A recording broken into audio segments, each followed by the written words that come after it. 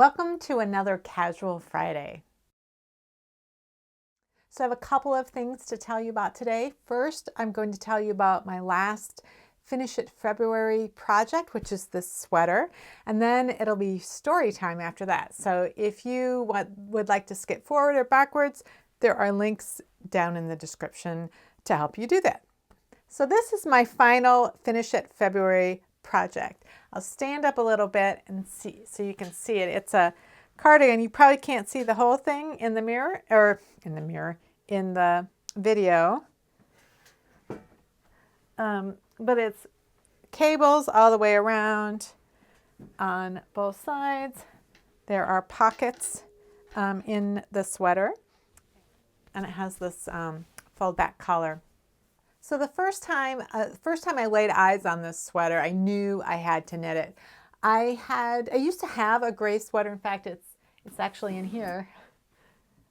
It was not hand knit. It might be hand knit, but I didn't knit it. So I had this cardigan for years. It's some fairly basic cables, but interesting. It had pockets. It was long, and I wore it to death, literally to death. There's big hole in the elbow there. Now I probably could fix this sweater, but I won't. I don't want to. What I did want was another sweater that was like that, where it was long and it had pockets and I could wear it with anything. Just loved it. And over the past couple of years, I measured that a few times and tried to decide, did I want to reverse engineer it and give myself exactly the same sweater again, or did I want to design something myself, or I'd go look for something once in a while, but I never really did anything about it. And then last year, at the beginning of January, I just come off that whole year of doing almost nothing but finishing projects. So I was ready to start something new. And I got the Knit Picks catalog, came in the mail probably that very first week of January. And on the cover was this sweater.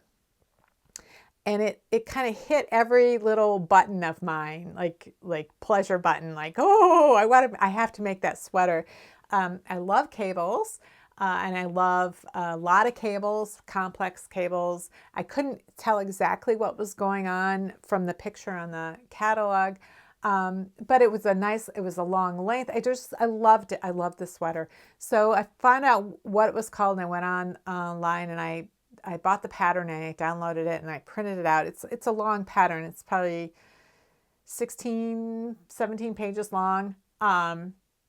But it's graded for a huge number of sizes. Like there are 9 sizes. So that's part of it, is that there are certain sets of instructions for each size. And then there are 8 very large charts. So each chart is 37 rows long, and then it's 60 to 65 stitches wide. So and then on each chart, there are at least 2 cables charted out.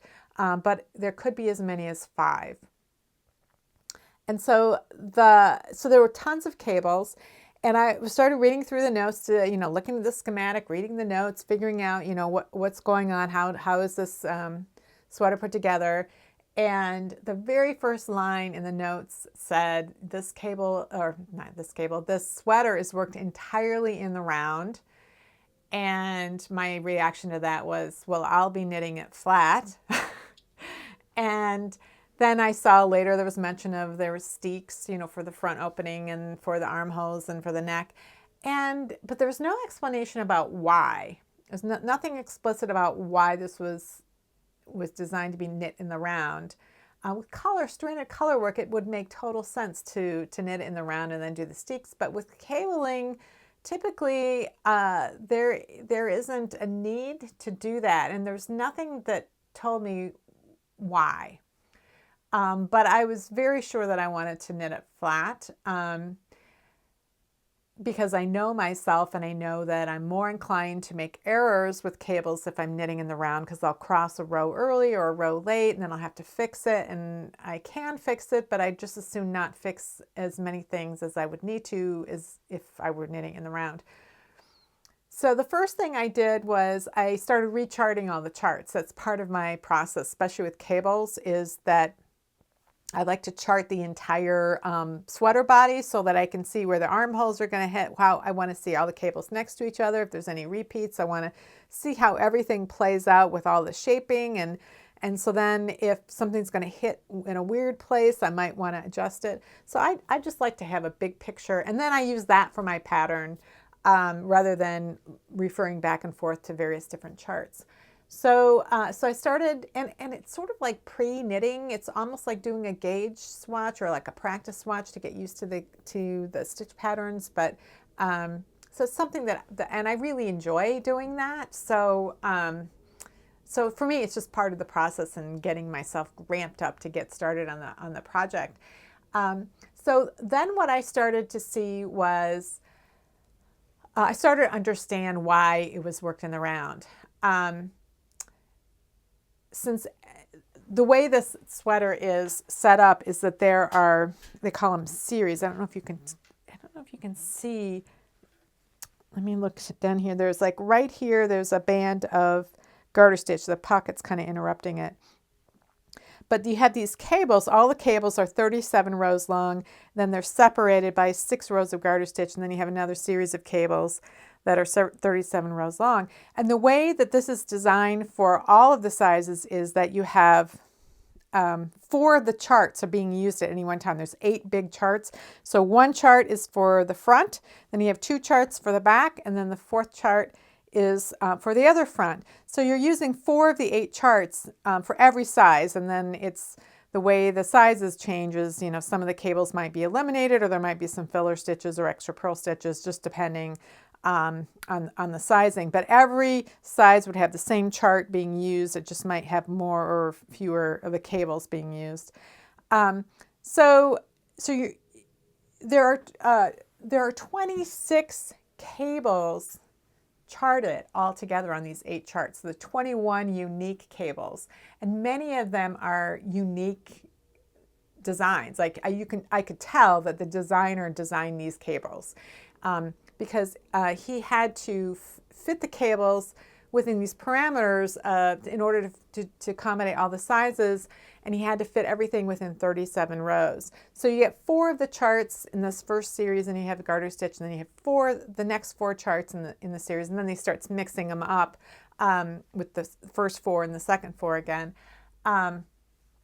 And then in addition to that, there are pockets and there's underarm gussets, and you know it's a really complex thing. But I just knew that I needed to knit this flat because every level of complexity that was added to this, like the number of cables, the fact that these are traveling cables mostly, where instead of, you know, a band of stockinette that gets crossed every 10 or 12 rows, you have a field of purls with several ropes of 2 knit stitches. And every 2 rows, these ropes move in some way across the fabric, and then they cross each other and intertwine. So that adds a level of complexity. You're crossing more cables. There are 12 or 13 cables in a row that are all different. After 37 rows, they stop and a new set of cables start. So you're not memorizing anything. So all of these things led me to know that I personally needed to knit it flat. And the challenges, so that required me to rejigger a lot of the cables and move them around and do various things so that I could do that. Because the reason that it was designed to be knit in the round is because within that 37 row chart that had multiple cables, no cable was crossed more often than every 2 rows, but some of the cables crossed on odd rows and some of the cables crossed on even rows. So that meant there were never any rest rows ever. There's always some cables that were going to be crossed, and that's what was designed to be knit in the round. So I had to do a lot of adjusting in order to make it work flat. And I kept questioning that. Is it worth it? Should I just start from scratch, or should I just do it with the steeks? Or, I kept going back and forth, but I knew that I would get the most enjoyment out of actually knitting it. For me, not for anybody else, but for me, it would be the most enjoyable if I could knit it flat. So I did that. And then I made a few other modifications that aren't going to be visible or noticeable probably by anyone. But again, it was just a little things that I need for symmetry personally, or that help me in the process of knitting, that that you couldn't design for over 9 sizes, and then so it's like little tweaks that I would have made if I designed it specifically for me, only in my size. Things like how I centered the pockets over cables, and then how I worked the sleeves so that I had certain symmetry at the seam line, and just a variety of things. But the design, it's just incredible. I had a lot of fun knitting it, and I just finished sewing the buttons on right before I started up the camera. So I'm really, really, really happy with it, and I'm going to be wearing it a lot. So this week, so it's March 2nd, I realized on Wednesday, February 28th, that 25 years ago on February 28th, my husband and I decided to get married. I guess you could say we got engaged, but we're not terribly romantic couple, and there was no proposal. It was more, we've been together for 5 months, and we really got along so well, and we would say to each other, I just know you're the one for me. I know you're the one for me. And so on the 20th, it was February 28th, it was a Sunday, and we'd just gotten through that. And then I said, what does that mean? Does that mean we're going to get married? And he's like, I guess. It's like, oh, okay. Well, can I call my mother and tell her? That was how we decided to get married. So we talked a little bit about when we thought we might want to get married and what kind of wedding we wanted. And we didn't want some big production. I mean, I told my mother for years I was never going to have some big wedding. I was just going to elope to Las Vegas in a white leather suit and get married by an Elvis impersonator. And she wasn't sure really if I was serious or not. And but I was pretty sure we were not going to do that. But we wanted to know, what if we were just going to invite all of our friends and family that would be coming to the wedding? If we were just going to invite them over for a party, what kind of party would we want to throw? And so we thought, well, we'd probably like a barbecue. That would be really fun and low pressure, and it would just be a great way to celebrate getting married. And so we thought, well, we have to think about the weather and like how much time we have, to plan all of this and let people know. So we thought, oh, maybe, we'll do it in September.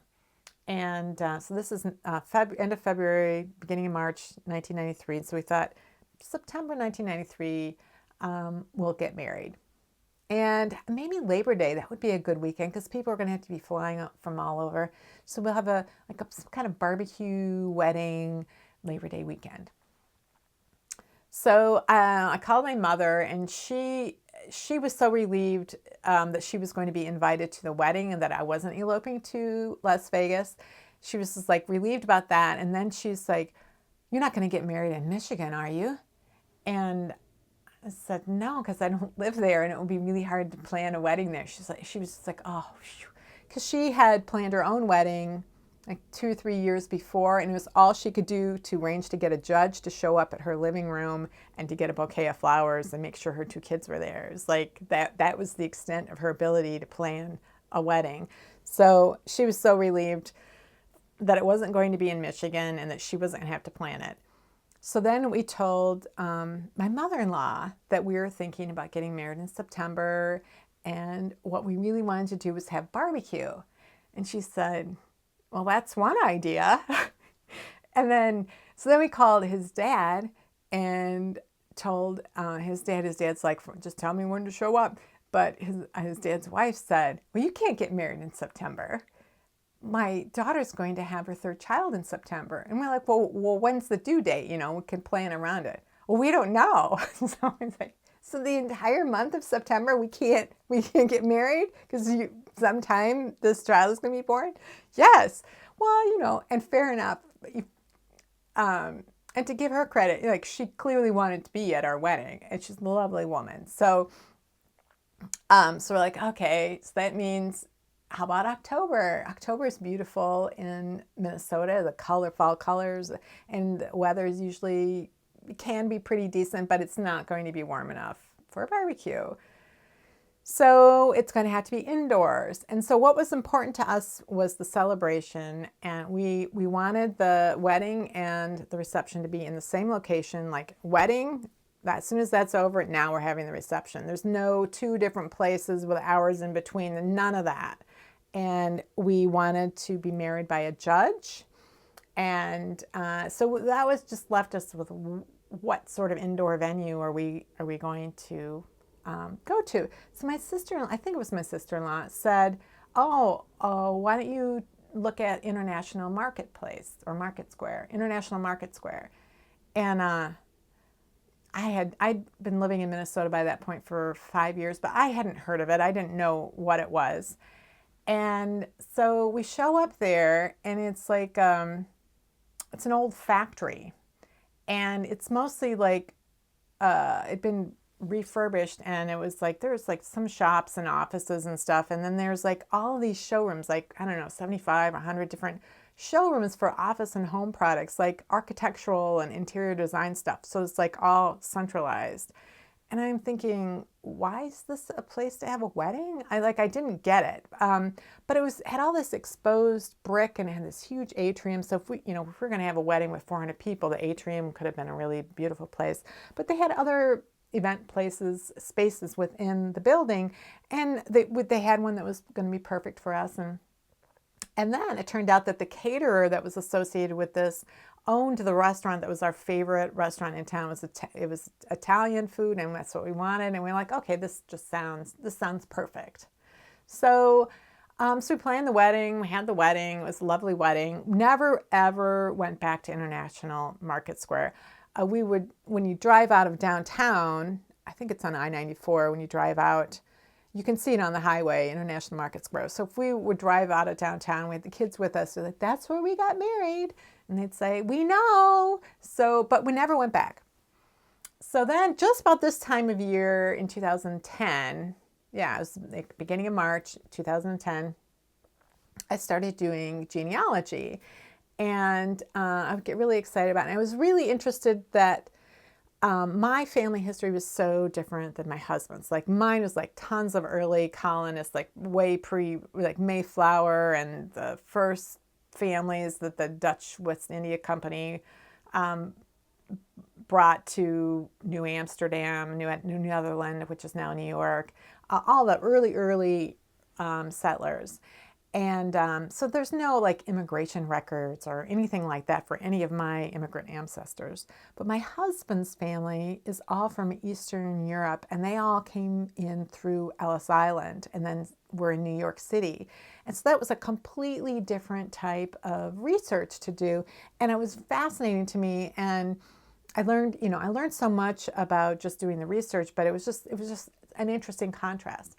Well, then that summer, my father-in-law and his wife, Claire, came up from Arizona. They're there in the winter, and they're up here in Minnesota in the summer. And so we go to dinner with them every Sunday, and family dinner. And so I would talk to them about, I found this, or I found that, I found this other thing, and that would, be what I would be talking about at dinner time.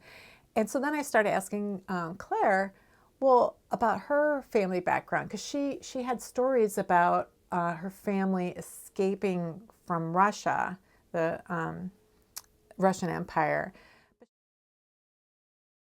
The Russian Empire was a feudal society. So there were a few rich aristocrat landowners, and then everybody else was poor, like the peasantry.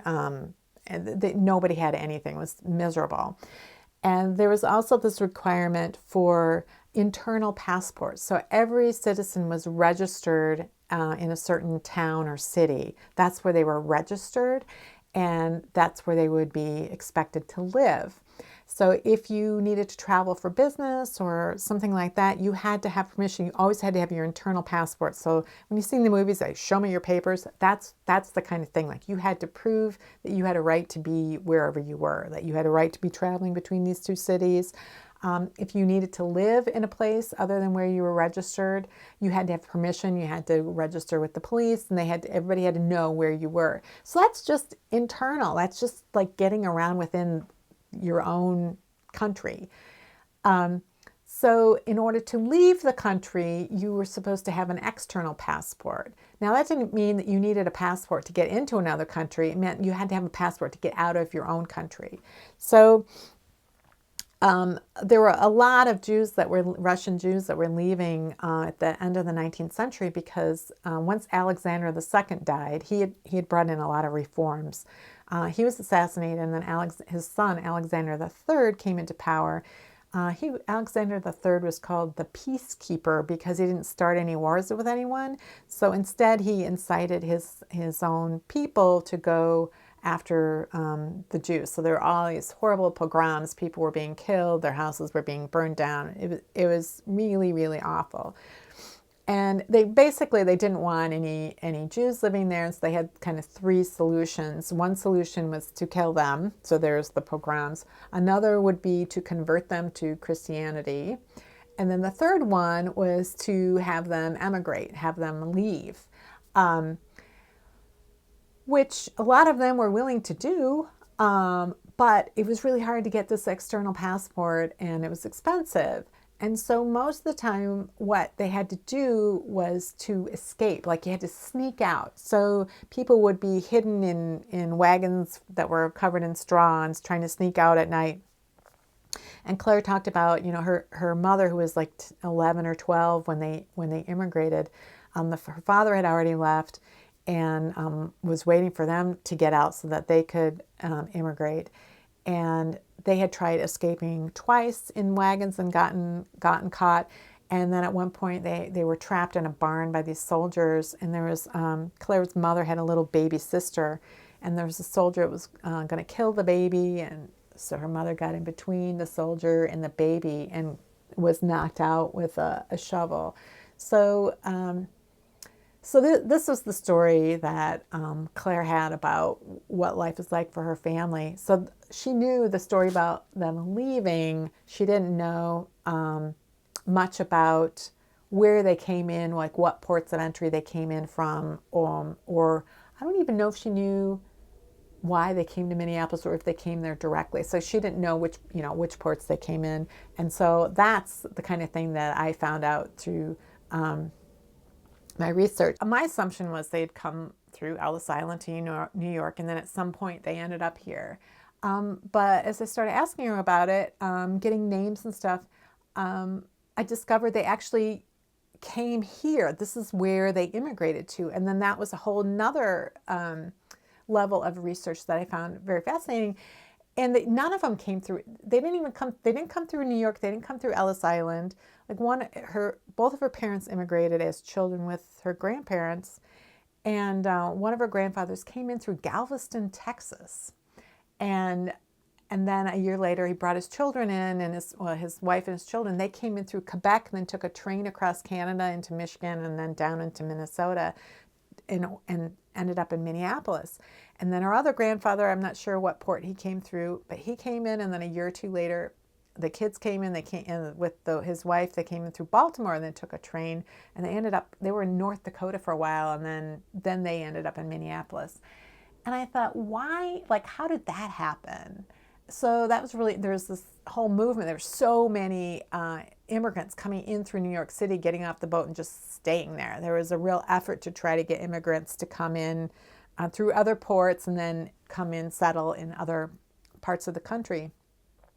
So that was really interesting to me. I could go and find death certificates and naturalization documents here locally, and I was having a lot of fun with that. So I was looking through the census records for her father, and I saw her grandparents and her father and aunts and uncles were all living in North Minneapolis.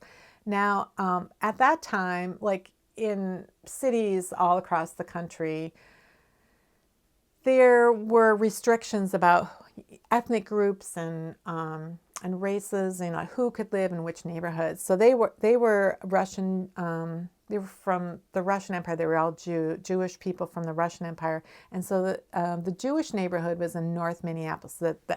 That's where they could live. They weren't allowed to live in the suburbs, and there were other parts of Minneapolis they weren't allowed to live. So things were kind of divided up in neighborhoods to some extent because of immigrants go where they know people and they can speak their own languages. But some of it was there were some restrictions.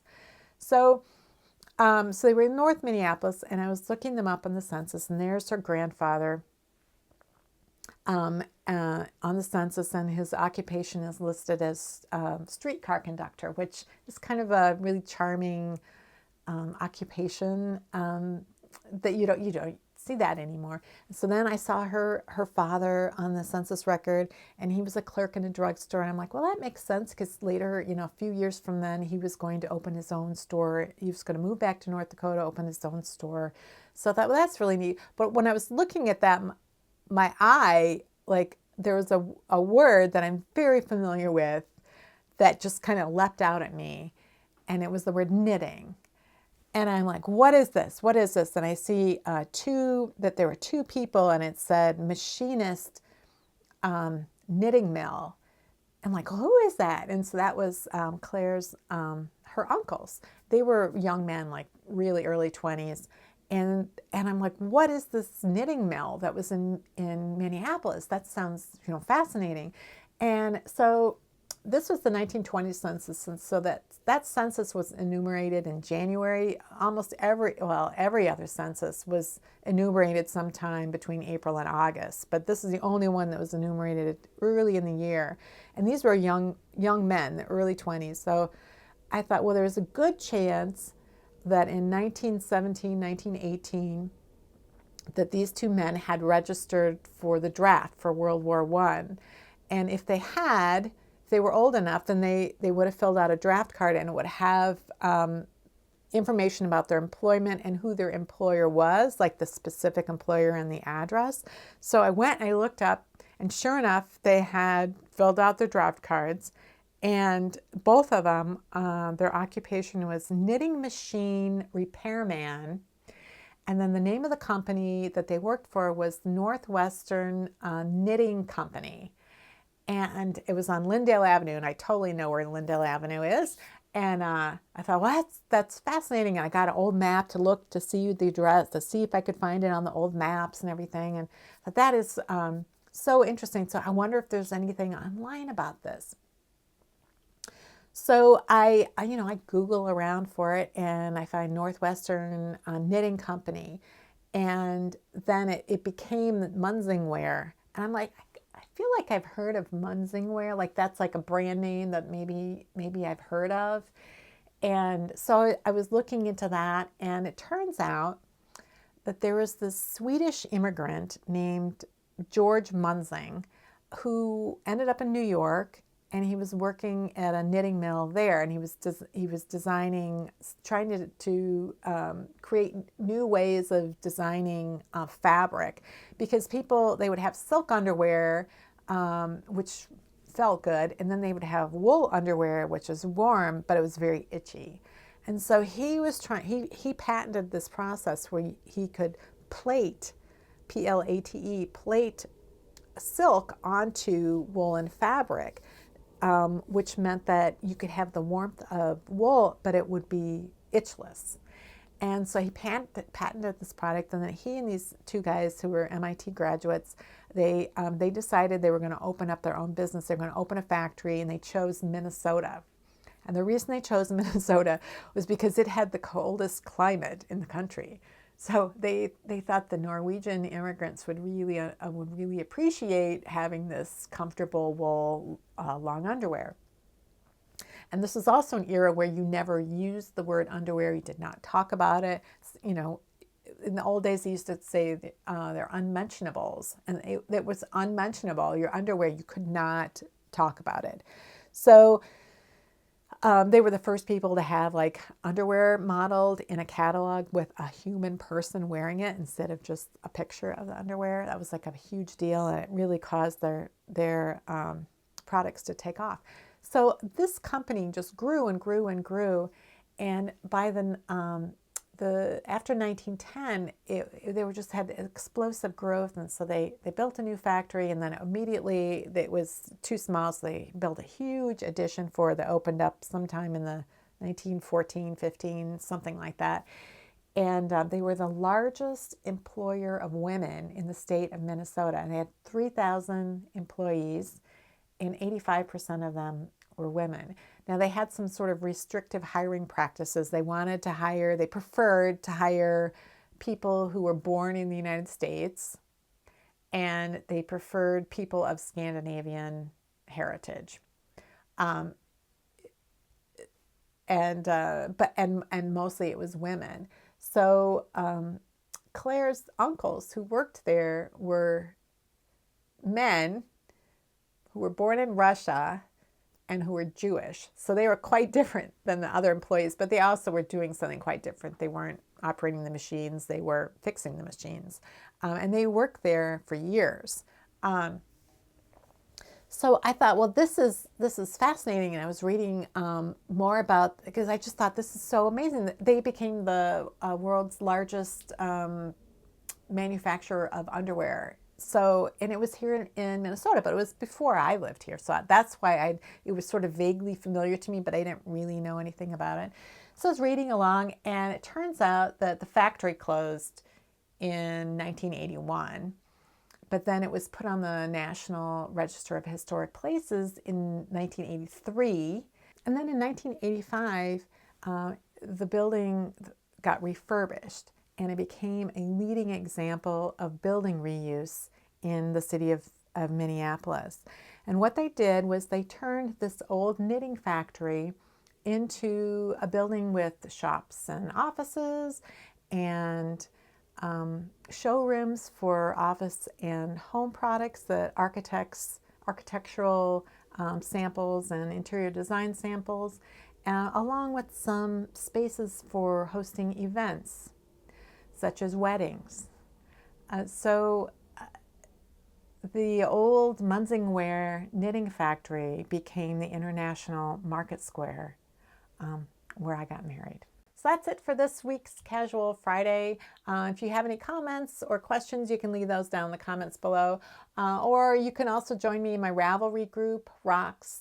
There's a link to that down in the description. I'd love to see you with me on Ravelry. And I'll put links also down in the description to my Ravelry project for this sweater, so you can find out more about the pattern and the yarn I use and see my project notes for how I made modifications. And that's it for this week. See you next week.